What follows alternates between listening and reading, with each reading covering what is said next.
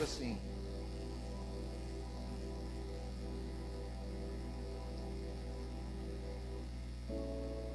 escreve ao mensageiro da igreja que está em Éfeso: isto diz o Todo-Poderoso, que tem as 7 estrelas em sua destra, o que caminha entre os 7 candeeiros de ouro. Eu conheço as tuas obras, tua dor e tua perseverança, que não pode suportar os maus, e puseste à prova os que dizem ser apóstolos, mas não são, e tu os encontrastes falsos. E tens perseverança e suportaste por causa do meu nome, e não desfaleceste. Tenho contra ti, porém, que deixaste o teu primeiro amor. Lembra-te, pois, de onde caíste, e arrepende-te, e pratica as primeiras obras. Quando não, brevemente a ti virei, e tirarei do seu lugar o teu castiçal, se não te arrependeres. Amém e amém. Vamos se arrepender hoje, gente? Pouquinho. Não dá para ser tudo de uma vez só. Ou dá? Dá para se arrepender de uma vez só ou não? Dá para se converter de uma vez só ou não? O que é um processo? O processo é uma conversão ou arrependimento?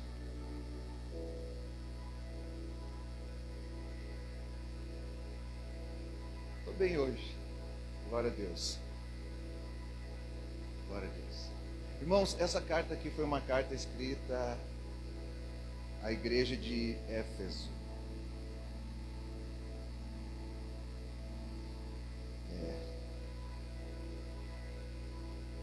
Paulo já tinha citado essa aos Efésios, na carta aos Efésios, capítulo 5, versículo 2. Ele já vinha admoestando sobre amor, sobre amar. Lá na carta aos Efésios. Éfeso era uma cidade, ela era uma cidade muito importante na Ásia. Ela ficava perto do mar. Ela tinha 2 estradas importantes. Ela era bem situada. Ela tinha uma localização importante. Ela tinha contato dos 2 lados. Ou seja, de um lado a Europa, do outro lado a Ásia. Ela era bem situada.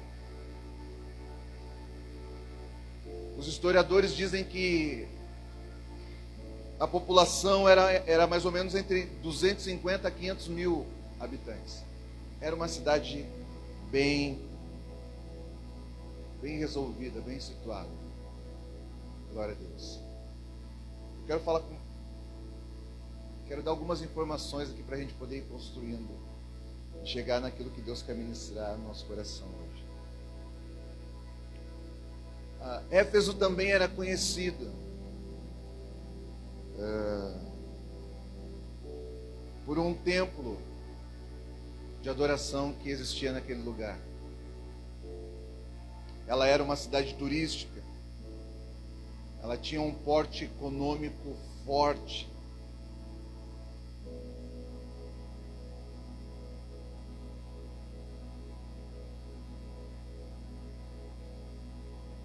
Ela tinha muitas qualidades. Assim era Éfeso.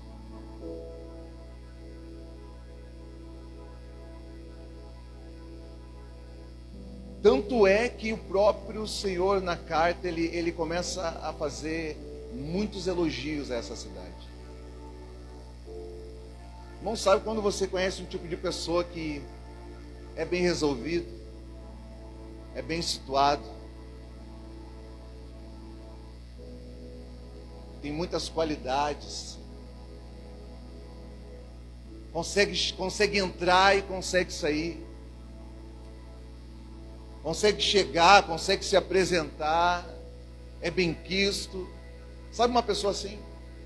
É tipo isso, é tipo isso. Uma pessoa bem resolvida. O Senhor chega a dizer assim que eu conheço o teu trabalho, eu conheço a tua perseverança, eu conheço o teu labor, ele fala. Tu é importante para mim. O fato do Senhor estar se dirigindo àquele lugar é porque era um lugar importante para Deus. Quando Deus se dirige a você, é porque você é importante para Deus. Quando Deus fala conosco, imagina só, Deus, o Criador, falando conosco. Então somos importantes para Deus. Isso é fantástico.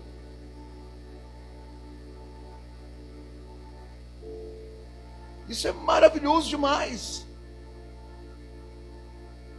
Vai dizer que você nunca entendeu, você nunca ouviu quando o Senhor fala contigo: eu amo quando você tira tempo para orar comigo.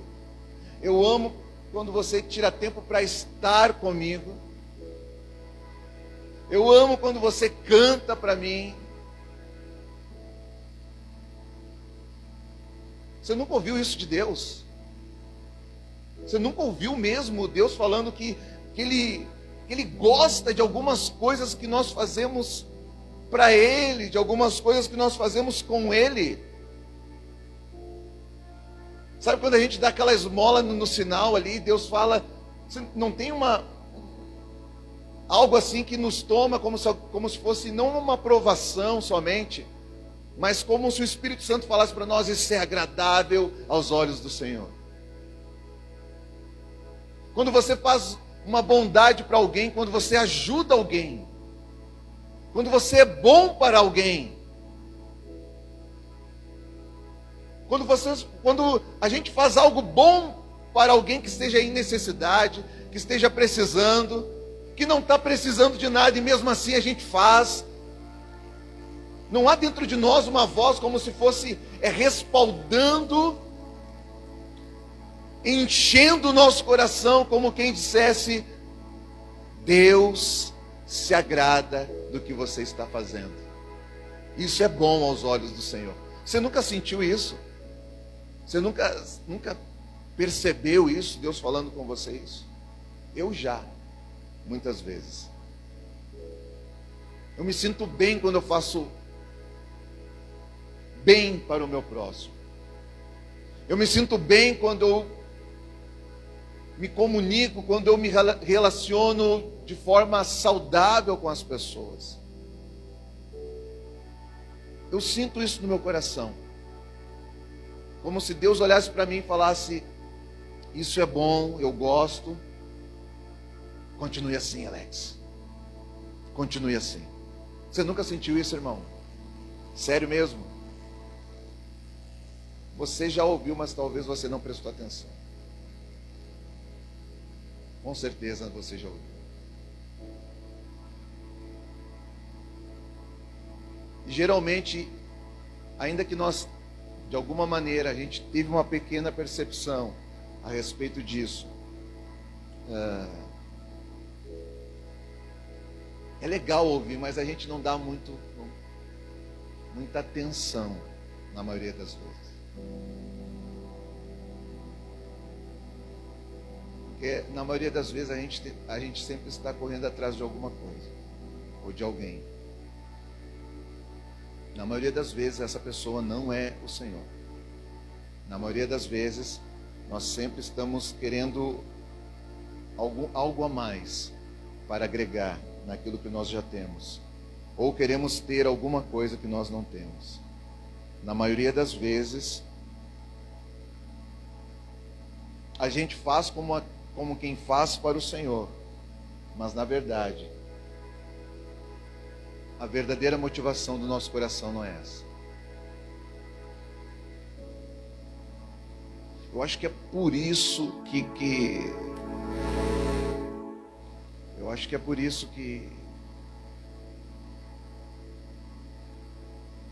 essa carta ela é muito pregada sobre esse contexto, porque volta e meia a gente se identifica em momentos da nossa vida ou fases da nossa vida. Parece que por mais que a gente faça, por mais que tal coisa aconteça, o Senhor de alguma maneira parece que Ele está sempre falando assim: eu tenho algo contra você ainda. Sabe quando a gente persevera, a gente tenta fazer tudo certinho, a gente tenta ser bem bonzinho, a gente tenta ser, meu Deus, bem perfeito, quase santo assim, sabe? Sabe aquela fase boa assim de santidade, de tudo, mas lá no fundo, às vezes também parece que tem uma voz que ecoa dentro de nós, como se dissesse para nós: olha, tudo que tu estás fazendo é bom, mas eu ainda tenho algo contra você. Irmãos, eu estava pensando nisso hoje de tarde, eu fiquei assim: meu Deus, que coisa terrível. A bondade de Deus, ela é tão boa que Ele não para por aí. Ele diz assim: ó, eu tenho algo contra ti, mas eu quero te falar como é que você faz para retomar a caminhada. Eu quero te dar algumas dicas para você poder retomar a posição. É reposicionamento. Eu quero te ensinar como é que você faz para alinhar novamente. Glória a Jesus. É isso aí. Ele diz assim: lembra-te da onde você caíste. Irmãos, isso é a primeira instrução que ele fala para nós podermos nos realinhar novamente com Deus. Por que alguns de nós não conseguem se realinhar mesmo Deus instruindo? Por que a maioria de nós, a maioria do povo está dentro da igreja fazendo alguma coisa para Deus, o seu coração não está no Senhor e não consegue voltar para esse lugar, não consegue reposicionar? Por quê? Porque o Senhor fala assim, ó: a primeira coisa que você tem que achar dentro de você é saber aonde você caiu. E a nossa mente, ela não quer receber isso. Porque Deus, é como se Deus falasse assim, ó: tu está desviado. E a gente fala: eu não estou desviado, não. E Deus fala assim, ó: tu está desalinhado. E a gente diz para Deus: eu não estou, não. Só falta falar: quem está é tu. Não, a gente não fala, Ele é Deus, né? Eu sei como é que a gente fala. Deus fala: tu está desalinhado. A gente fala: não, Deus, não sou eu, é aquele irmão lá, ó. E se quiser eu sei algumas coisas que ele está fazendo. A gente é bom nisso, gente. Essa é a primeira dificuldade. É por isso que a gente não consegue dar continuidade. Porque a nossa mente, ela não quer conceber, ela não quer receber, ela não quer aceitar que nós realmente estamos... A gente está fora. A gente não quer aceitar que a gente... É por isso que Mateus fala que naquele dia muitos vão apresentar o resultado de um serviço. Senhor, em teu nome, Senhor, em teu nome, Senhor, em teu nome, Senhor, em teu nome. E ele diz assim, ó: cara, você não conseguiu achar dentro de você aonde você caiu.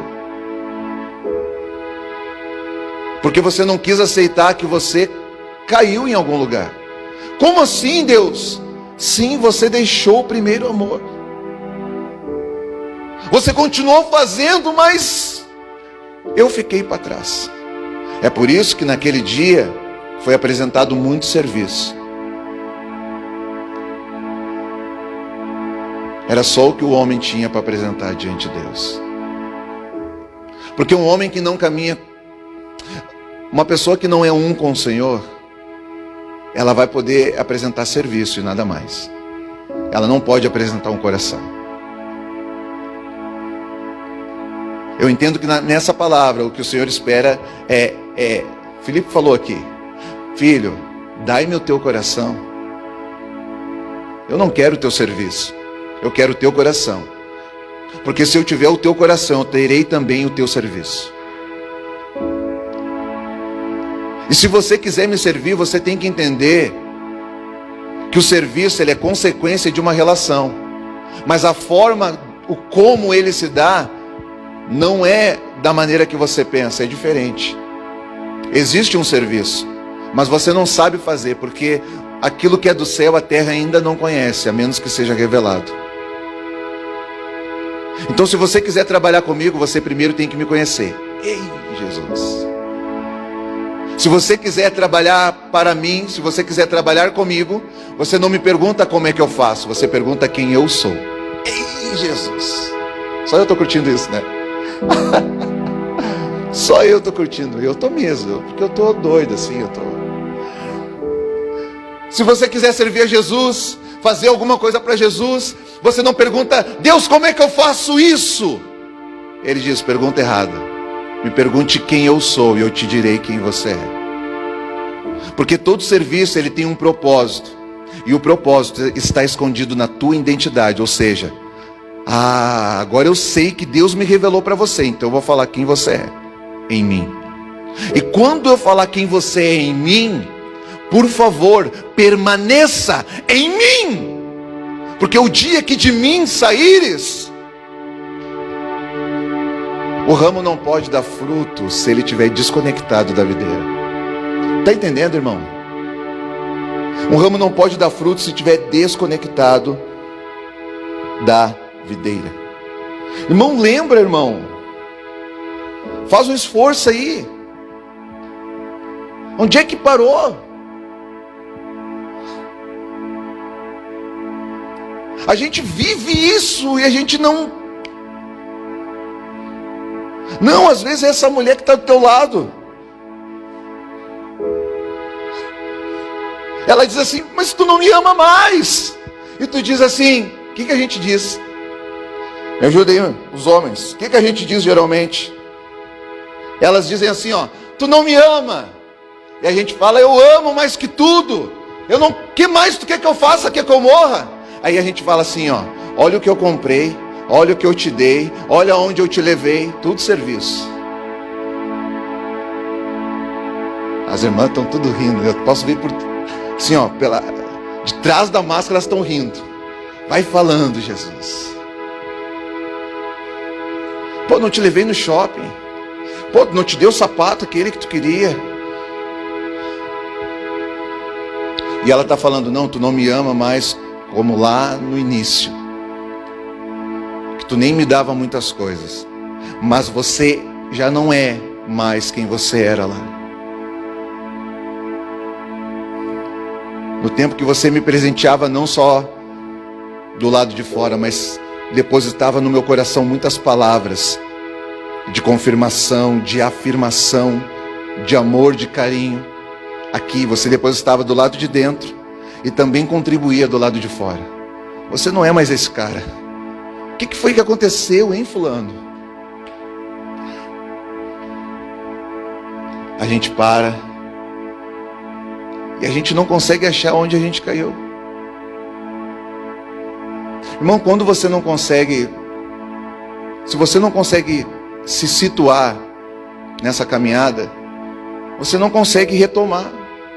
Você não consegue realinhar as coisas, você não consegue consertar o que está errado, porque você não consegue se perceber. É sobre isso que o Senhor está falando. Sabe o que fez o filho pródigo voltar para a casa do pai? Não foi as alfarrobas dos porcos.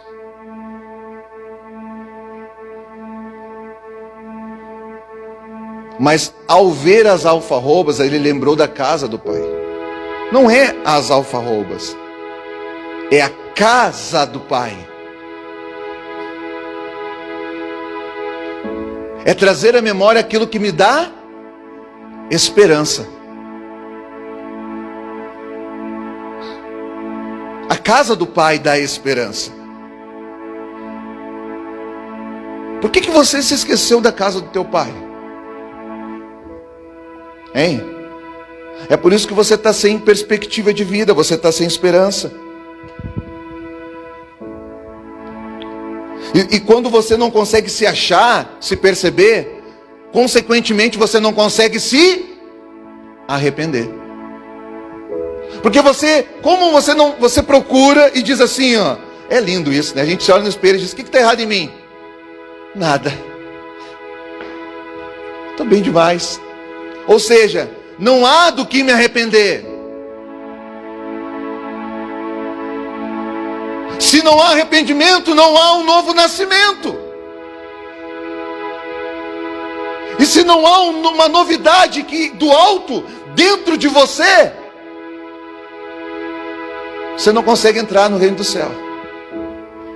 Você pode até ver alguma coisa, mas não consegue entrar. Porque a chave é um arrependimento. É você aceitar que até aqui, tudo que você fez, por meio da sua força, do seu braço, não foi suficiente. Abrir mão de tudo isso e aceitar o plano de Cristo para a tua vida. A gente não consegue fazer isso, porque vai mexer em muitas áreas da nossa casa. Vai mexer em quem nós somos. E nós temos uma aparência para zelar.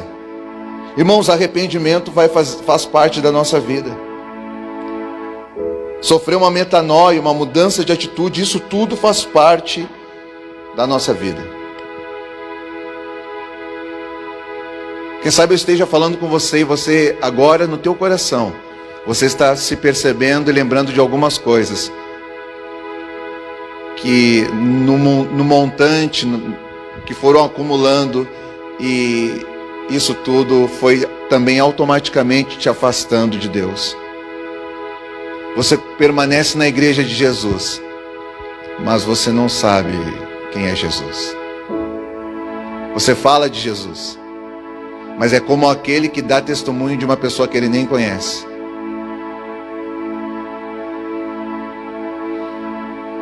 A gente é só uma informação, não é uma transmissão de coração, não é uma verdade, é só eu falando de alguém que eu ouvi falar.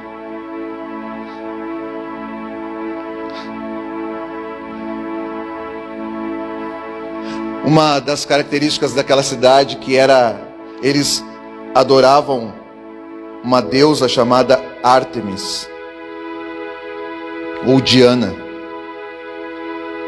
Era uma divindade greco-romana. Os gregos adoravam na pessoa de Diana. Os romanos vieram e adoravam, vamos dizer assim, os gregos como Ártemis e os romanos como Diana, mas era a mesma pessoa, o mesmo demônio. É um demônio, tá? Um demônio.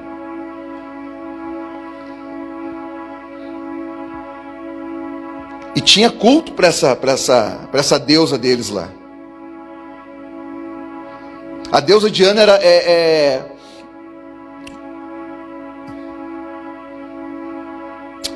a deusa Diana era uma romanização da grega Ártemis. Meu Deus, é que nós estamos passando pelo Facebook, né? Mas sabe aquela coisa assim, ó? Não tenha... Não tem aquela... A senhora aquela do... Sabe o que eu estou falando? Que numa outra religião ela se chama... Sabe o que eu estou falando? É tipo isso. Você chega lá num lugar, ela é a fulana. Daí chega aqui, mas o que ela está fazendo aqui também? Não, mas aqui ela nós chamamos dela de outra. Aqui ela é a Beltrana. Mas tu olha assim, ela está aqui, ela está lá. Às vezes tu vai na igreja também, na igreja ela está lá também.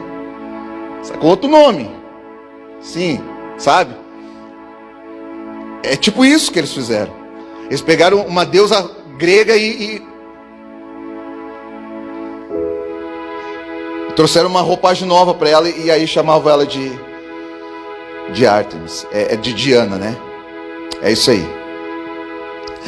Na Grécia ela era reverenciada como uma deusa da lua, dos animais, da natureza, da caça. Ela era considerada uma divindade protetora dos caçadores. Já na Ásia Menor, os romanos viam ela como principalmente como a deusa da fertilidade, da maternidade. Tu vê, né? Que coisa, né? Interessante.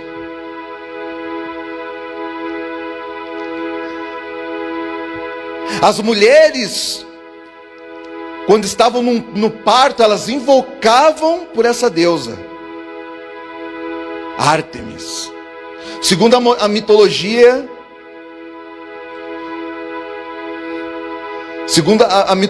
greco-romana, né? O culto, como é que acontecia o culto para essa deusa? Incluía sacrifícios e muita prostituição cerimonial. Sabe, um casal aqui, outro ali, o louvor rolando, outro ali, o outro lá também já. O culto era assim, muita prostituição, muito sacrifício, também tinha muita música, muita arte. Eu quero dar algumas informações aqui para poder entrar naquilo que eu quero ministrar ao teu coração hoje. O que mais que tinha lá? Eles se orgulhavam dessa deusa. Eu sei que Paulo foi nesse lugar, mas eu não quero entrar, não quero pegar isso, eu quero pegar outra parte. Eu quero falar do que Deus colocou no meu coração. Mas Paulo esteve lá. Paulo, meu Deus, Paulo é forte. Olha só, os sacerdotes, para ser um sacerdote, ele tinha que ser um escravo fugitivo que tivesse matado o seu senhor.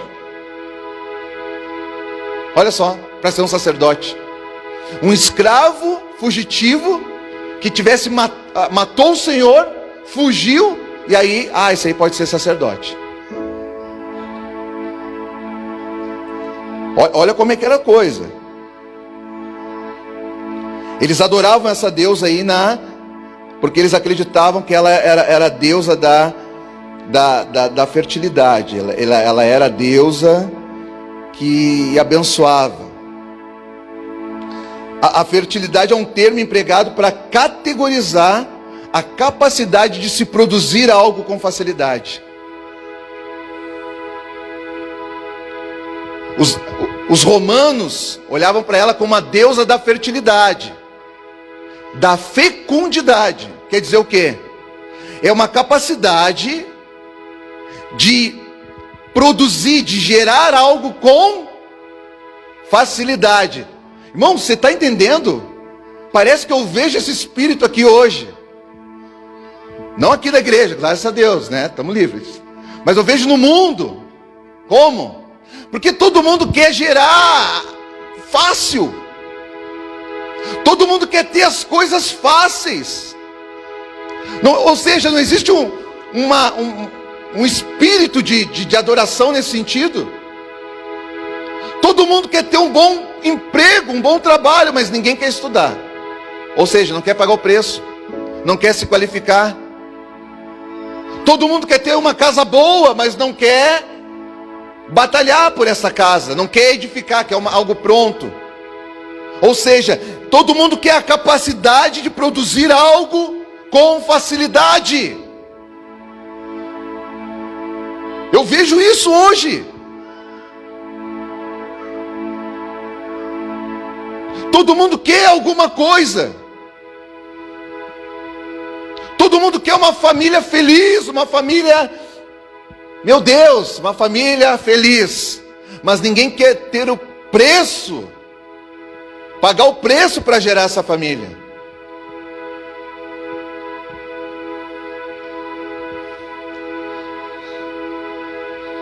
Os pais querem que os filhos sejam uma bênção, mas não quer pagar o preço de ser pai para um filho se tornar uma bênção. Está entendendo, irmão? A gente quer as coisas no modo fácil. A gente quer assim, ó. Ninguém mais quer comprar farinha, fazer a pizza, esperar o fogo, esperar. Não, a gente liga. 20 minutos tem um motoqueiro na porta de casa para entregar a pizza. A gente quer algo pronto. A gente não tem mais paciência A gente quer algo, ó, vamos lá, o tempo urge, o tempo é dinheiro, está corrido, eu preciso, vamos lá. No trabalho é assim. Por isso que as pessoas não se importam com um puxar o tapete do outro. Porque ela quer um cargo, ela quer uma função, ela quer uma posição. Ela não quer esperar o tempo de Deus para a vida dela, ela quer algo. Ele quer algo. Na igreja é assim. Ninguém quer ser porteiro, todo mundo quer estar no púlpito. Querem cantar, querem um microfone na mão, mas ninguém quer limpar banheiro. Ninguém quer estar na portaria, ninguém quer ficar na escolinha das crianças. Porque a gente quer algo que agregue e contribua para aquilo que nós já estamos edificando, guardando, ou seja, a nossa imagem.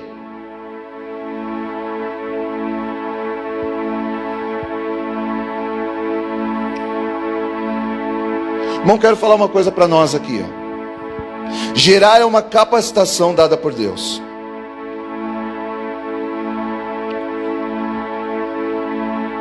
Gerar algo é uma capacidade dada por Deus. E você gera por meio de uma adoração. Olha só, você gera por meio da adoração. Agora a nossa escolha é se a gente vai querer gerar por meio de Jesus ou por meio do príncipe deste mundo. Você vai gerar, querido. Está entendendo? Você vai gerar. A tua escolha não é... Você não deve se preocupar com muitas coisas a respeito de gerar. Você vai conseguir. Agora você vai ter que escolher qual caminho você vai pegar para gerar aquilo que está no seu coração. Porque você pode esperar o tempo de Deus para a sua vida, ou você vai se entregar, você vai entregar os seus caminhos ao príncipe deste mundo, e você vai gerar. Você vem para a igreja, você quem sabe está tentando fazer as coisas realmente certas, você está tentando se alinhar à palavra, você está cuidando, guardando o seu coração, entregando ele para Deus, cuidando dos seus caminhos, cuidando do seu passo, você está olhando os valores, você está olhando os princípios, tudo que diz respeito à palavra de Deus, você cuida, você guarda, porque você acredita que isso vai trazer um resultado, ou seja, uma semente que você está cultivando, semeando e cultivando, e no tempo de Deus vai vir um fruto sobre você. A Bíblia diz que as bênçãos do Senhor, ela alcança aqueles que obedecem a Deus. Então talvez você esteja obedecendo e fazendo tudo que tem que ser feito. Ok, você está tentando gerar por Jesus. Ao mesmo tempo você olha para a rua e diz: eu pago um baita de um preço, porque não é fácil. Não é fácil. Mas eu pago um preço, eu me abstenho de algumas coisas, eu me separo de outras. Tudo isso por causa do Senhor. E você olha para a rua e vê que algumas pessoas estão conseguindo tudo aquilo que você gostaria de ter. E elas não estão nem aí para Jesus.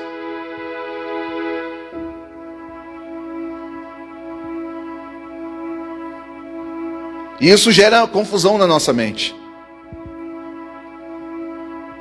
Isso tenta vir como um dardo de incredulidade que tenta encontrar um lugar no nosso coração.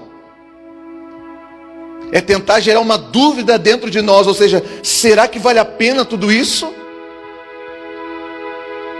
Porque olha lá o outro lá, olha a casa do outro, olha o carro do outro, olha as roupas do outro, olha o celular dele. Olha o celular, olha o cabelo dela. As mulheres pensam isso, né? Olha o cabelo dela. Não, as mulheres não pensam isso.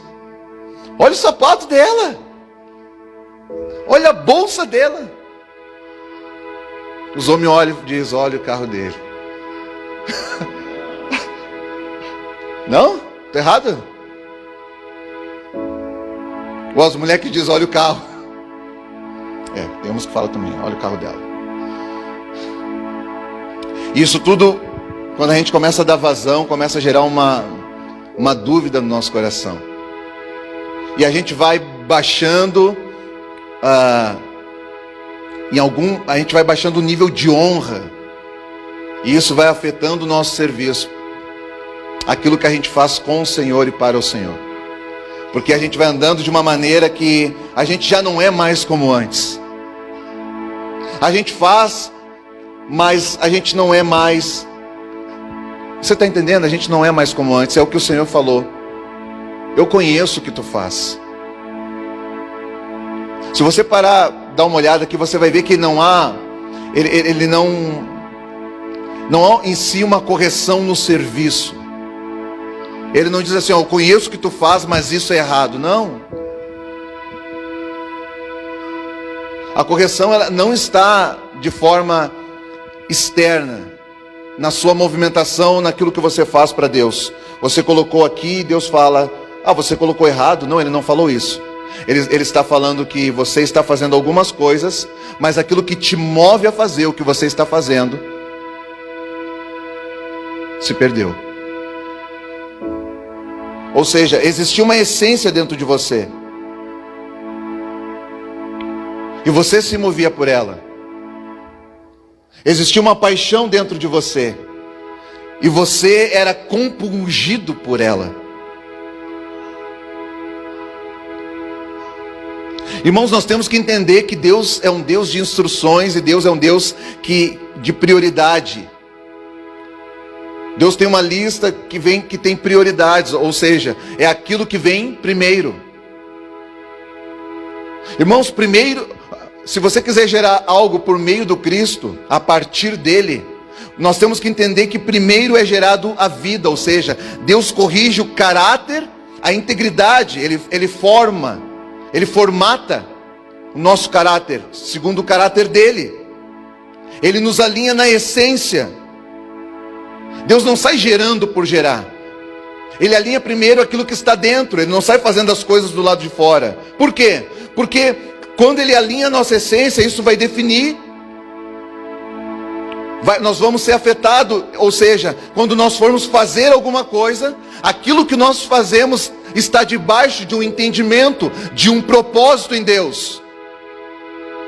Porque você pode estar fazendo muitas coisas, mas se não há propósito do que você está fazendo, não tem sentido. Não há diferença entre você e o espírita, entre nós e os de outras religiões, porque muitas delas fazem muitas coisas que a igreja também faz, e muitas instituições e ONGs fazem até melhor que a igreja. Mas não se dá no que se faz. Primeiro, não deve haver comparação, mas não se dá por aquilo que se faz. Se dá por quem somos. Porque aquilo que Deus quer fazer, Ele faz a partir de um homem e uma mulher que entendeu a sua identidade em Deus.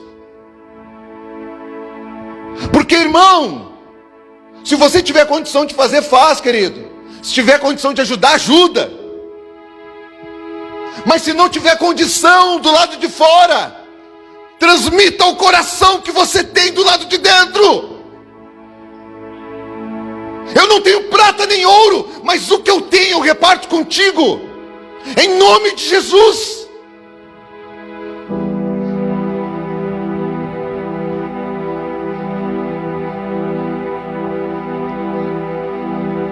Cristo não foi valorizado por aquilo que Ele fazia. Para alguns sim, mas aqueles que realmente conseguiram ver quem Ele era, começou a valorizar o Cristo por quem Ele é, e não por aquilo que Ele fazia. O próprio Senhor disse assim, ó, vocês estão me seguindo porque vocês querem mais pão, seus mortos de fome. Vocês querem pão. Hoje assim não muda. Tem gente que está na igreja para barganhar. Tem gente que está na igreja porque quer alguma coisa de Deus. Não é por quem Ele é, por aquilo que Ele faz. Está correndo atrás de pão. E não pela pessoa que Ele é, nem sabe quem Jesus é. Para muitos, Jesus é o filho do José e da irmã Maria. Nunca viram o Cristo que habita nele. A diferença é que se nós quisermos gerar algo a partir de Jesus, então tem que se deixar ser moldado do lado de dentro. Como tem muitas coisas no nosso coração, nós temos uma dificuldade de aceitar, de baixar a guarda, de deixar ele agir. Então a gente começa a gerar as coisas a partir do príncipe deste mundo, a partir de si mesmo. É o homem centrado no seu orgulho, na sua soberba. Ele gera para si mesmo, ele não tem propósito. Às vezes não tem nem sentido daquilo que faz. Às vezes a pessoa, ela quer uma coisa, ela não sabe por quê, nem para quê, mas ela quer. É o homem voltado para si mesmo. Irmãos, o problema nosso não está naquilo que nós desejamos, ou naquilo que nós fazemos. O problema é nós não sabermos o que está nos levando a querer ou fazer tal coisa. O que está me movendo a querer isso? Ou fazer aquilo? Qual é a motivação do meu coração? Às vezes vem os irmãos conversar comigo: pastor, eu vou fazer tal coisa, vou ganhar um monte de dinheiro, não sei o que. Eu fico olhando, e eu fico pensando assim, é que eles não me perguntam, quando me perguntam eu não respondo, né? Eu fico olhando, eu não sei se é de Deus. Irmão, quando é que você sabe se um projeto no teu coração é de Deus ou não? Como é que eu sei, pastor, se é de Deus ou não? Irmãos, quando aquilo que você está edificando, quando aquilo que você está construindo, quando aquilo que você está fazendo vai abençoar a tua vida e outras pessoas, então é de Deus. Agora, se vai abençoar somente você e a sua casa, não é de Deus. Porque Deus não trabalha para uma pessoa, Deus trabalha para o reino. É uma grande família. O problema é que a gente fala que é para nós e para os outros, mas não é. Quando as coisas caem na nossa mão, a gente não abençoa os irmãos. A gente não abençoa, a gente não contribui É quase que nem aquele cara que diz, ele não consegue dar 100 reais de dízimo, porque ele recebe 1.000 reais. Ele não consegue dar 100 reais de dízimo. Ele não consegue. E ele diz, o dia que eu tiver 10 milhões, eu vou dar 1 milhão. Mas não vai dar, é mentiroso. Não vai dar. Irmão, se você não dá 50 de 500 reais, por que Deus vai confiar na tua mão 5.000 para você dar 500? Não tem sentido. Você vai se perder, você vai se atolar mais do que você já está. Esse é o nosso problema. A gente quer muitas coisas, mas a gente não sabe nem porquê, nem para quem. Nem para quê.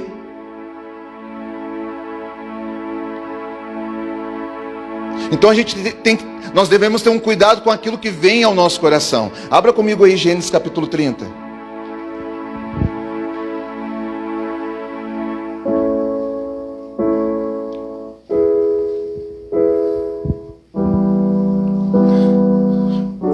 Trinta, 14. E eu vou terminar aqui. Hoje está estranho um pouco alguma coisa aí, mas eu estou bem. Você está bem, irmão? Sei, está alguma coisa estranha.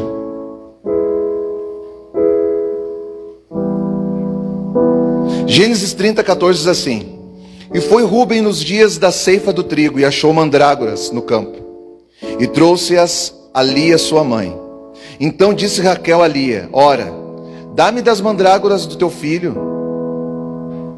E ela lhe disse: É já pouco que hajas tomado o meu marido, tomarás também as mandrágoras do meu filho? Então disse Raquel: Por isso ele se deitará contigo esta noite, pelas mandrágoras do teu filho. Vindo, pois, Jacó à tarde do campo, saiu-lhe Lia ao encontro e disse: Amor. Amor eu botei, tá? Não está escrito isso. Ela diz assim, ó: A mim possuirás esta noite. Jacó tinha 2 mulheres, gente. Ele sofria demais. Tinha 2 mulheres. É difícil, é difícil. A gente tem uma, né? A gente já vê isso, né? Mas quem tem 2? A mim possuirás esta noite, porque certamente te aluguei com as mandrágoras. O Jacó não vale nada também, né? Uma mandrágora já vendeu ele. Certamente te aluguei com as mandrágoras do meu filho. E deitou-se com ela aquela noite. E ouviu Deus ali e concebeu. E deu à luz um 5º filho, a Jacó. Amém. Se eu não me engano, é Isacar que nasce aqui. A Bíblia diz que Isacar é a tribo. Os homens de Isacar, eles têm um entendimento sobre a ciência dos tempos. Eles vê o que ninguém vê, eles vê coisas diferentes. Mas irmãos, aqui nós estamos falando de duas mulheres, Raquel e Lia. Jacó amava a Raquel. Irmão, a Lia, ela não chamava muita atenção. Ela não era a aparência dela não exibia muita beleza. Mas ela gerava por meio do relacionamento. Raquel não, Raquel já era formosa, bonita. Eita glória. Raquel era abençoada por Deus. Mas ela gerava por meio da idolatria. Irmãos, o Rubem saiu ao campo e ele foi lá e catou uma espécie de... Sabe o que esse chá que os antigos faziam muito, né? O que tu tem, meu filho? Parei que eu vou te dar um chá. Porque lá catava um mato lá e trazia aqui. Toma aqui. Eu não sei, mas às vezes até funcionava. Eu acho que era a fé no chá que nós liberava. Era a fé que curava, mas nós achava que era o chá. Rubem pegou mandrágoras. O que são as mandrágoras? Era uma espécie de, não de fruto, de planta, que se fazia assim um chá. E as mulheres daquele tempo, elas acreditavam que ao tomar o chá, toda mulher que não conseguia conceber, ter um filho, quando elas tomavam esse chá, ia gerar, é o chá da fertilidade. Está entendendo? Ou seja, se você está tentando ter filho e não consegue, aí você tomava um chá de mandrágora e concebia filho. Raquel era estéril. Só que o noivo amava a Raquel. Só que a noiva não amava o noivo. Ela queria o que o noivo pudesse lhe dar. Ela não se contentava somente com a pessoa do noivo. Ela queria mais. Claro que existe um contexto cultural e literal, que a mulher era muito desprezada, se não desse filho e não fosse homem, muito mais, etc. Mas pega no teu espírito, porque é nele que eu estou ministrando. O noivo era dela. Mas ela trocava o noivo pelas mandingas. Trocava o noivo. Quem sabe agora eu vou conseguir ter o que eu quero ter. Podendo se relacionar com o noivo. Não se relacionava. Para ela era mais importante. Eu quero ter. Eu quero o desejo do meu coração que seja atendido. Mas o noivo está contigo, ele te ama. Não, mas eu não tenho tal coisa. Ou seja, a presença do noivo somente não me basta. Se eu não tiver, se eu não for correspondido segundo o desejo do meu coração, a presença do noivo não me basta, somente. Irmãos, essa é a igreja desse tempo. Lia não, Lia ela aceitava o relacionamento.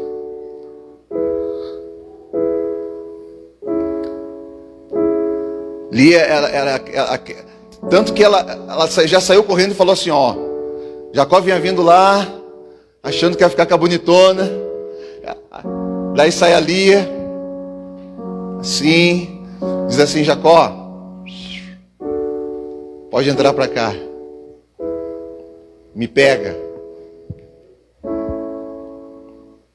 tá aqui ó, me possui, você leu ali, essa é a tradução da linguagem de hoje, me pega. E a Bíblia diz que naquela relação, Deus ouviu Lia. Lia já tinha filhos, irmãos. Como assim Deus ouvia? Lia já tinha filhos. Como assim Deus ouvia? Irmãos, uma outra dificuldade que nós temos é que muitos dos desejos que nós temos no nosso coração é do próprio coração. é de ver os outros ter, é de nós mesmos. Mas tem muita coisa que nós carregamos que foi o próprio Deus que colocou. Só que a gente não sabe que é um processo natural que se dá por meio de uma vida sobrenatural. Ou seja, tem algumas coisas que nós desejamos que o próprio Deus colocou em nós e nós não sabemos. Mas nós vamos gerar no tempo de Deus. Exemplo, irmãos, Deus instituiu família. Deus fez a mulher para ter filho, para ser uma mãe.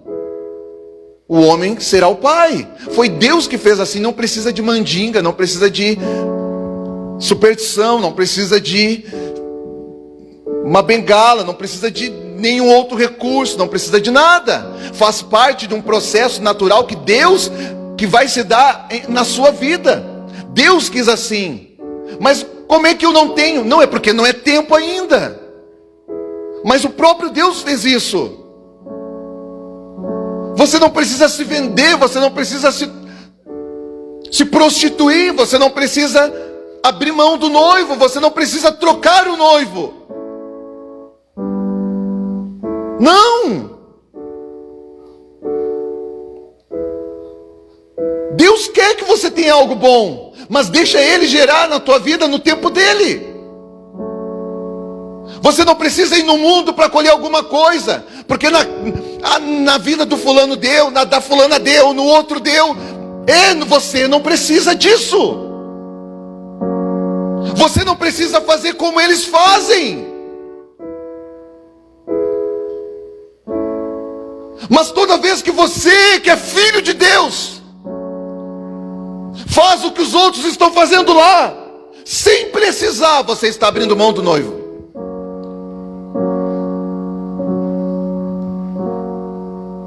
Você está abrindo a mão do relacionamento com o esposo, com o Cristo.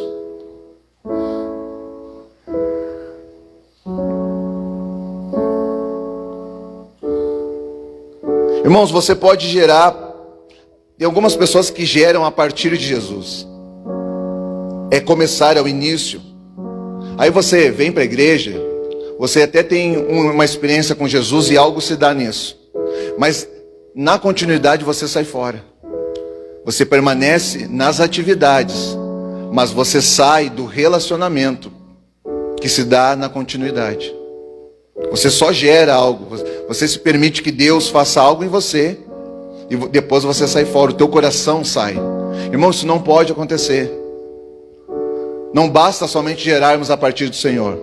Nós precisamos também manter, permanecer, sustentar e viver. Por que algumas coisas que até o próprio Senhor fez em nós, para nós, e perdemos e caiu? Porque nós não permanecemos, nós permitimos que Ele viesse a gerar. Mas a gente não permitiu que Ele nos ensinasse a sustentar. Então a gente sai dessa vida com o Senhor. O nosso coração sai fora desse lugar. Irmãos, você pode até funcionar, mas para a gente aprender a fluir, o que é fluir? É ser espontâneo, é uma naturalidade de forma sobrenatural. Não é algo que eu estou me cuidando para ser ou fazer, Não, isso aqui é o meu estilo de vida mesmo, eu sou natural. De forma sobrenatural. É a minha forma natural de ser. Mas por meio de uma vida totalmente sobrenatural, ou seja, eu ando naquilo que ninguém anda, eu acredito no que ninguém acredita, eu creio no que ninguém consegue crer, eu vejo o que ninguém vê, é assim que eu ando. Tu acredita mesmo que um homem ficou no ventre de um peixe? Irmão, tu acredita nisso?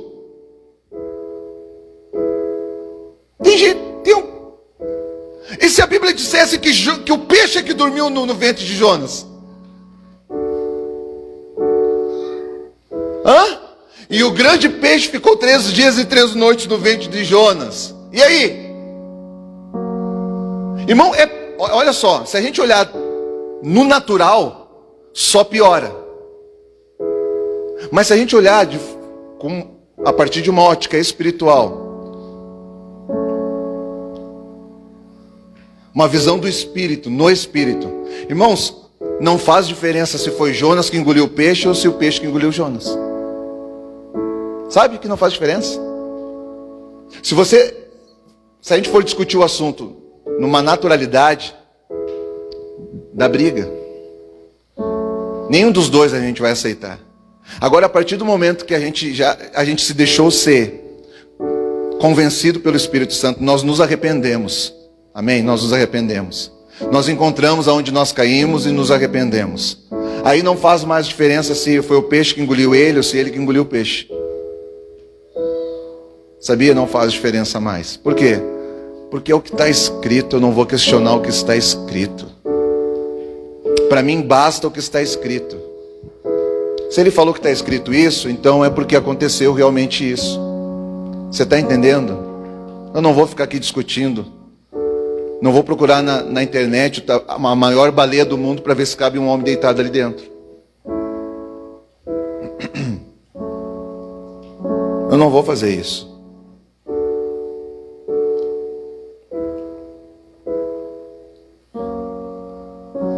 Nós precisamos fluir no Senhor. Nós não podemos ficar só funcionando. Uma hora isso vai fadigar, vai nos cansar. É por isso que o Senhor falou: eu tenho contra ti que tu deixaste o teu primeiro amor. Você faz, mas não faz movido por amor. Você faz, mas você não faz para a glória de Deus. Não é para a glória de Deus. Você faz, mas não sabe nem por quê, nem para quem você faz. Isso uma hora te cansa. Porque você tem uma expectativa, você está focado no resultado. E você faz, só que deixa eu falar para você, serviço não dá resultado.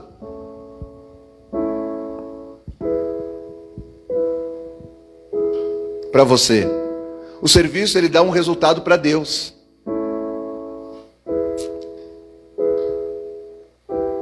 Então não fique esperando de Deus resultado. Porque Deus não quer gerar resultado em nós, Deus quer gerar frutos. Fruto do Espírito. O resultado, todo resultado, irmãos, ele é para a glória de Deus, ele é para o Senhor.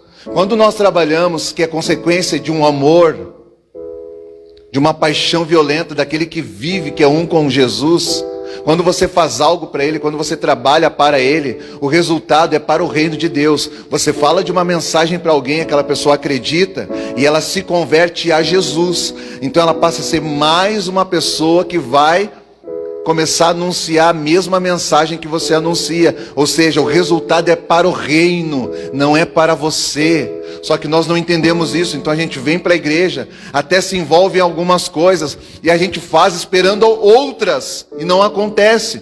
E você se frustra. Porque você não entendeu que o serviço, ele gera resultado para o Senhor. Não para você. E é por isso que também nós temos muitas pessoas que não querem mais se envolver, porque passaram por outros lugares, passaram por outras igrejas, se decepcionaram, não tiveram resultados, e agora elas não querem mais meter a sua mão. Elas vêm no domingo, senta, bonitinho, levanta e vai embora. É a missa de domingo, a missa evangélica.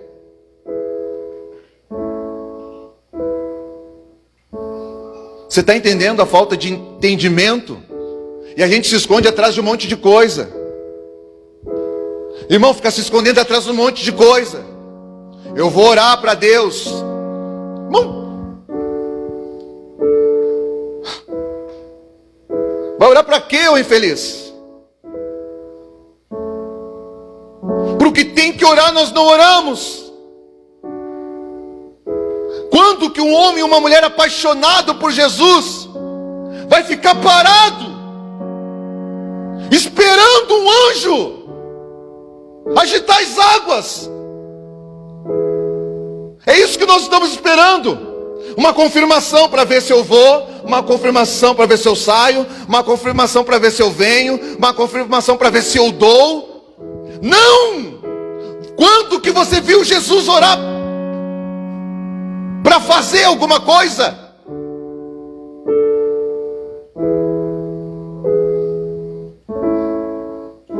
A oração que o próprio Cristo fez, ele já estava fazendo. Quando você está num lugar que tem 5.000 pessoas e não tem comida para todo mundo, você já está fazendo. Só que o recurso natural daquele ambiente não é suficiente para suprir a necessidade de todos. Então eu oro a Deus, e Deus vem com seu sobrenatural, com o seu poder, e multiplica. Isso é milagre. Mas o Jesus já estava fazendo.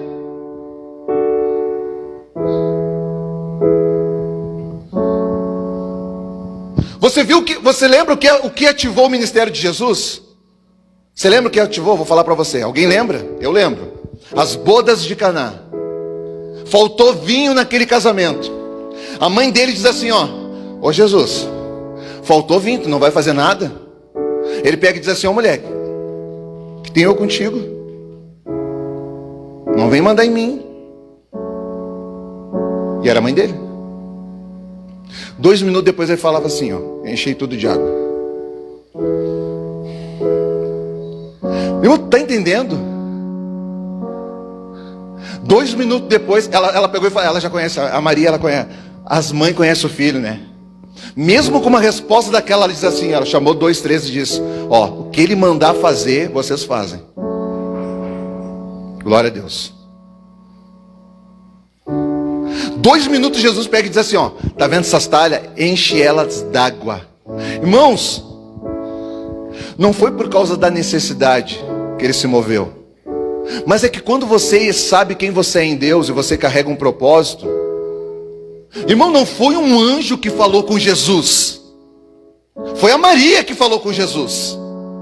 Jesus, tem algo aqui que não tem como resolver, não há recursos naturais suficiente para resolver. Maria, meu negócio não é contigo.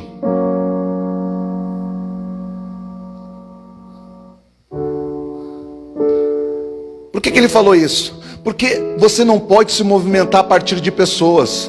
Você gera algo a partir de Deus. Então ele falou, mãe, dá licença um pouquinho, segura a onda aí. Pai, eu vou ter que começar, porque eu estou num casamento. Eu não posso entrar e sair de um lugar. Eu como filho de Deus, eu não posso entrar e sair de um lugar e aquele lugar permanecer com tal necessidade.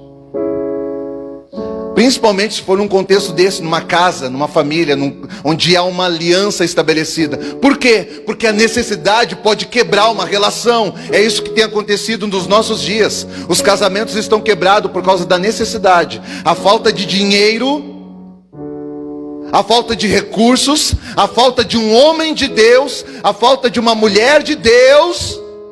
Os casamentos estão rompendo. Divórcios estão...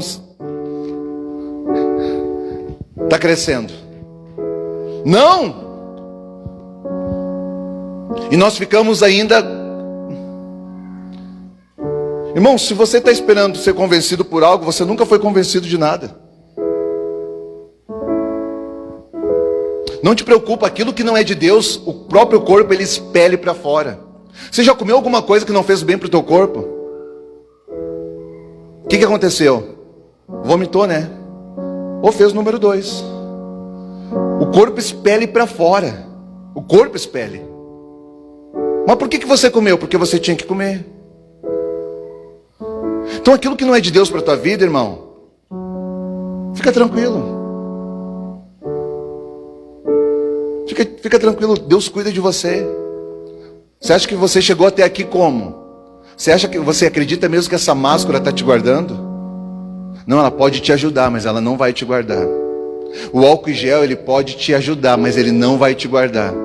O álcool gel, mais a máscara, mais uma roupa de astronauta, irmão, o que vai te salvar, se Jesus não nos salvar, nós já estamos todos perdidos. Então não coloque a sua fé em cima de coisas. Eu não estou falando para ninguém abrir mão dos protocolos. Eu estou falando para a nossa fé não estar fundamentada nisso. Sabe por que eu trouxe essa palavra hoje? E os irmãos, a maioria não está aqui, esse aqui está cheio, hein? Não sei cadê os irmãos. Quando é verão tem sol demais, quando é frio, daí é frio. Mas eu entendo.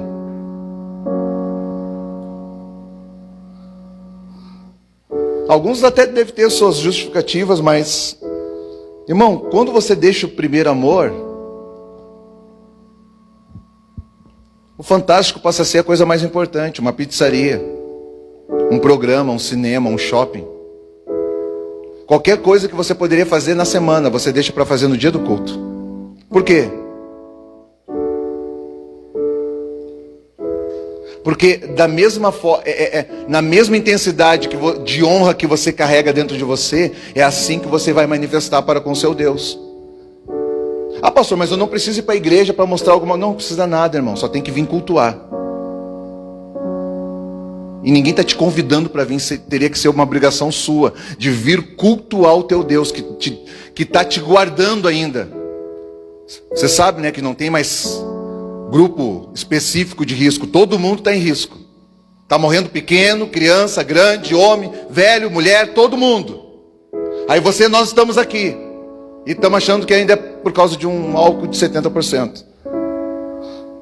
É quase uma blasfêmia isso.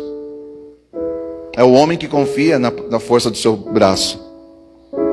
Irmãos, nós precisamos voltar. A obra que nós realizamos deveria ser para Ele e por Ele. Isso é uma consequência de estar nele. Irmãos, por causa dele é que eu faço. Por causa dele é que eu sou. E isso define como eu faço. Porque eu sei que tem muita gente que faz. Tem muita gente que faz. Mas tem gente que está fazendo sem estar com o coração. Esse coração não está firmado no Senhor. E a mesma maneira que você, quando eu vejo aqui os irmãos caminhando, na sua obragem, na forma de lidar um com os outros, eu fico olhando. Se aqui dentro ele já é assim, imagina dentro da casa dele, com os filhos e com a esposa. Às vezes eu vejo assim, não, esse homem não morreria por a sua mulher. Não morreria. Por quê? Porque se você não conseguiu morrer para Cristo, você não vai conseguir morrer por ninguém. Nós estamos vivos demais, serviço demais, relacionamento de menos. Irmãos, nós precisamos voltar. Parar de colocar a culpa nos outros, parar de colocar a culpa nas situações. E nós precisamos voltar. A nossa vida deveria ser uma vida para a glória de Deus. Nós nascemos para contribuir naquilo que Deus está fazendo, por meio de um propósito. E nós ainda estamos achando que... Irmão, sabe por que nós temos que orar? Temos que orar para as pessoas serem curadas. Tem que orar para Deus curar os corações de pessoas que estão dilacerados. Nós temos que orar por quem precisa de oração. Mas nós queremos oração. A gente está fadigado, cheio, entupido de palavra. Entupido de conhecimento, de informação.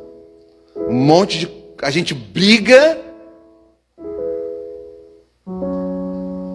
pela palavra. A gente discute por causa do evangelho. Mas não morremos por ninguém. E a grande maioria ainda é uma verdade. A grande maioria ela recebe, ela desfruta do serviço da minoria.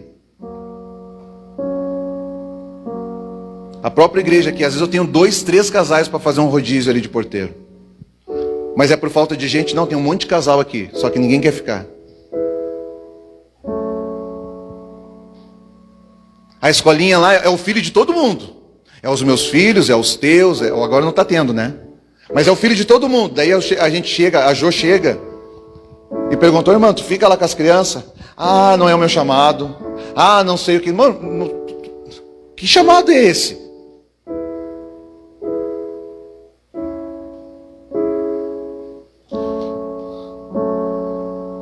Aquele que acha que tem um chamado, então não tem nenhum chamado.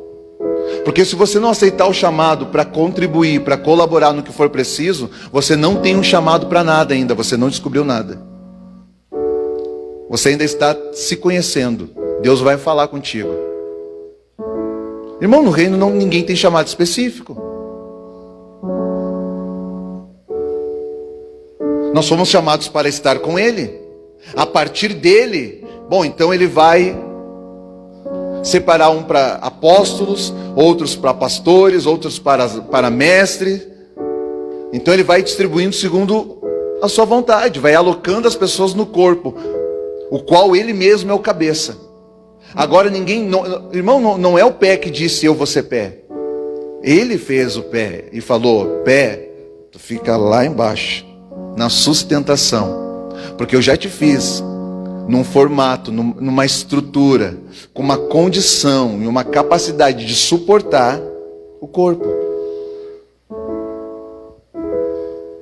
Pode o feto falar para o que eu vou nascer para tal coisa e vou fazer tal coisa? Não é o Criador que escolhe todas as coisas, gente. Nós estamos esperando o quê? Se coloque de pé comigo. Nós estamos esperando o quê? E o pior, que só piora. Eu estou falando de igreja, mas a mesma movimentação existe dentro da nossa casa. É por isso que muitas casas ainda não se transformaram num lar. É só uma casa, não é um lar ainda.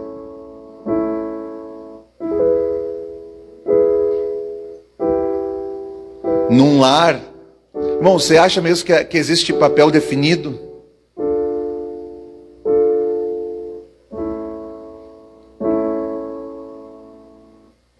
A louça é só das mulheres? Varrer a casa é só para as mulheres? O homem só troca a lâmpada, pinta e corta a grama Você acha isso mesmo? A falta de entendimento, ela está nos lesando. Se você pegar a Bíblia, você vai ver que Deus já tinha feito, Deus fez o mundo e tudo que nele há. Criou Adão e colocou num ambiente, num cenário já formado. Estando tudo, o mundo e o próprio Adão completo, o Senhor fez Eva como uma ajudadora, uma adjuntora. Irmãos, se ela chegou depois, amém? Estão entendendo isso? Para terminar, ela chegou depois, né? Ok. Então pensa assim. Sabe aqueles filmes 2 dias antes? Quem é que lavava a louça? Te peguei, né? Hã? Irmão, quem é que varria a casa?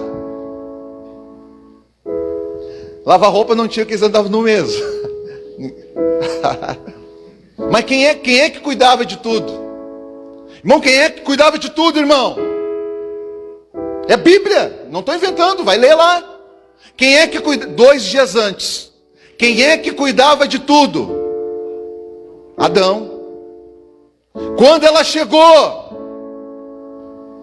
as coisas já estavam caminhando, sim ou não? Ei, quem é que fazia comida?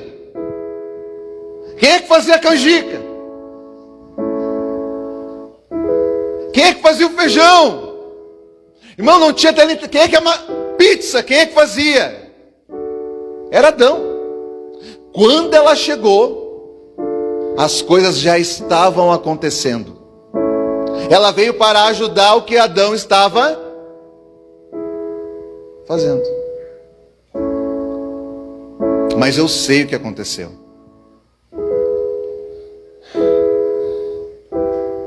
A consequência do pecado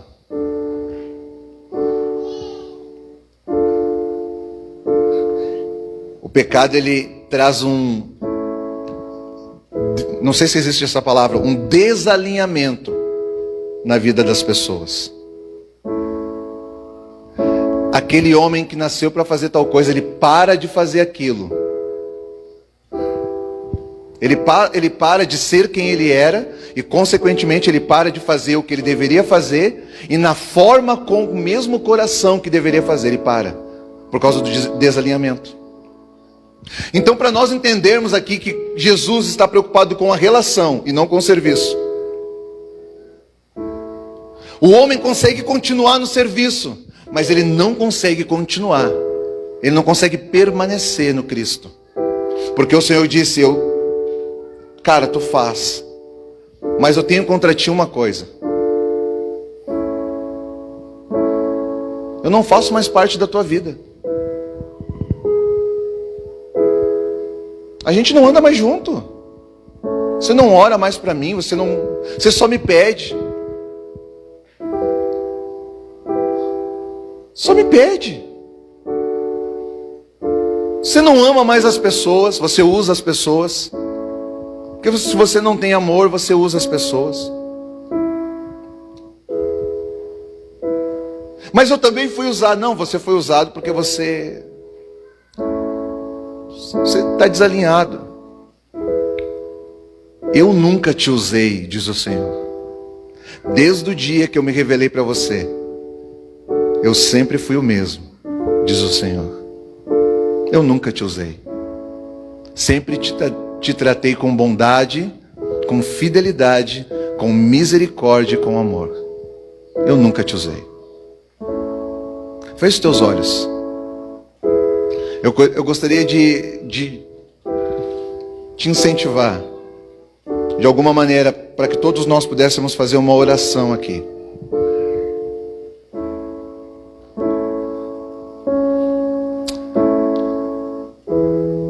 Aproveite esse momento para fazer uma oração. Peça perdão para o Senhor. Diz assim: Deus, me perdoa.